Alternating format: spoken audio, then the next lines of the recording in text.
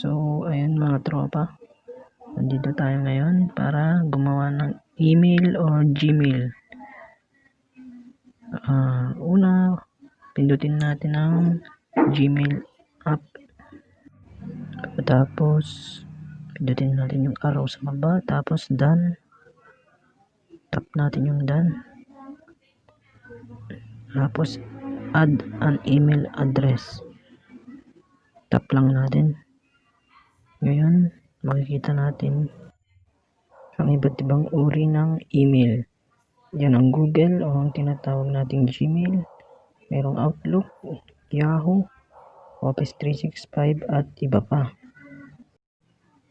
Mga tropa, ang Gmail ay isang uri ng email. Kaya ang pipindutin natin ngayon ay ang Google o ang Gmail.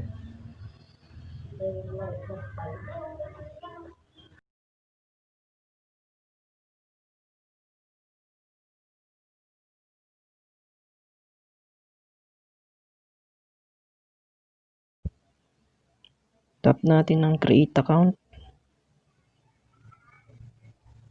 Tapos for myself o for my child. Ako ngayon for myself kasi para sa akin naman yung gagawin ko. Tap next. Lagay ninyo yung first name nyo at saka last name. Kung nga pala si Wana.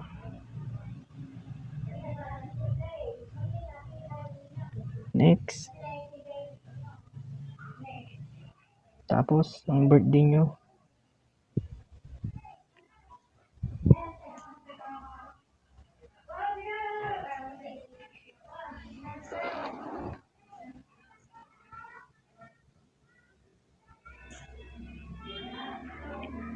Next. Dito ilagay natin ang itong magiging username natin o user ID. Dito mga tropa dapat tandaan nyo yung gagamitin yung username or user ID.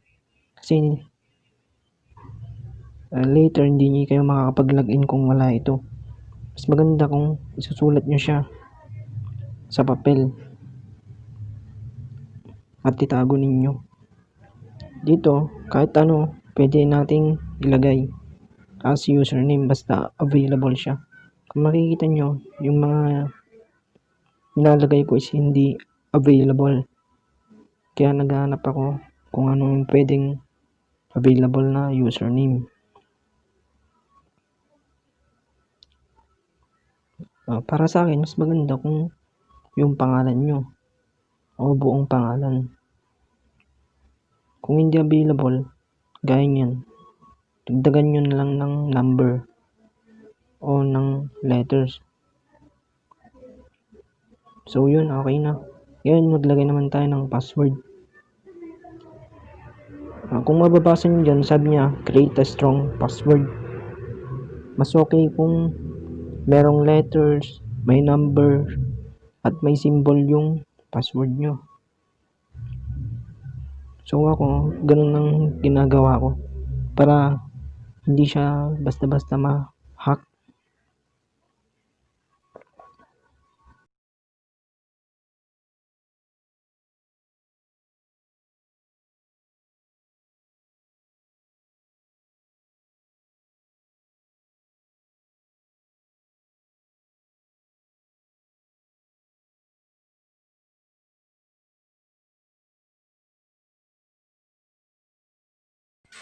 Pindutin lang natin ulit ang next.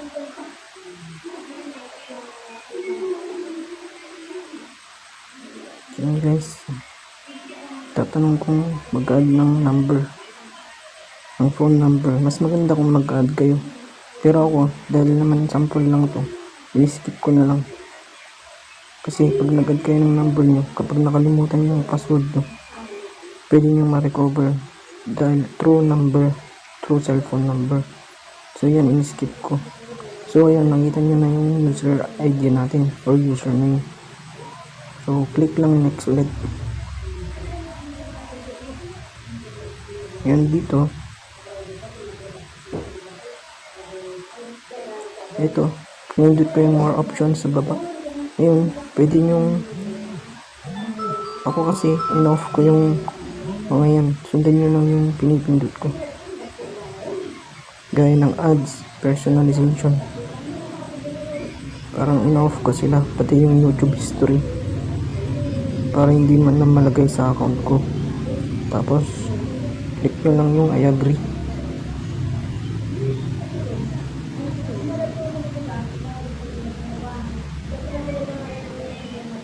So ayan, ayaw ko kasi i-backup yung sa Google Drive, kaya in-off ko para hindi rin mag-consume ng data.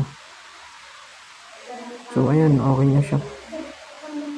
Ayan guys, kung nakikita nyo, nakagawa na tayo ng Gmail. Pwede nyo nang pindutin yung take me to Gmail.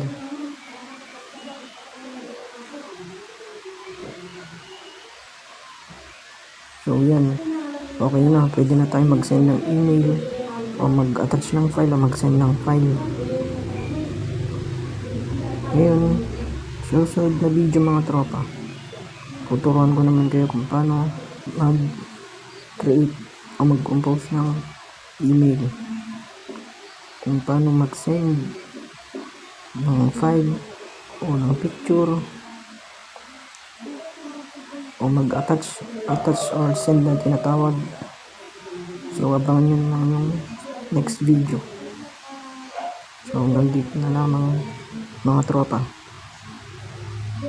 Salamat at sana mag-subscribe kayo at manood pa ng aking ibang video.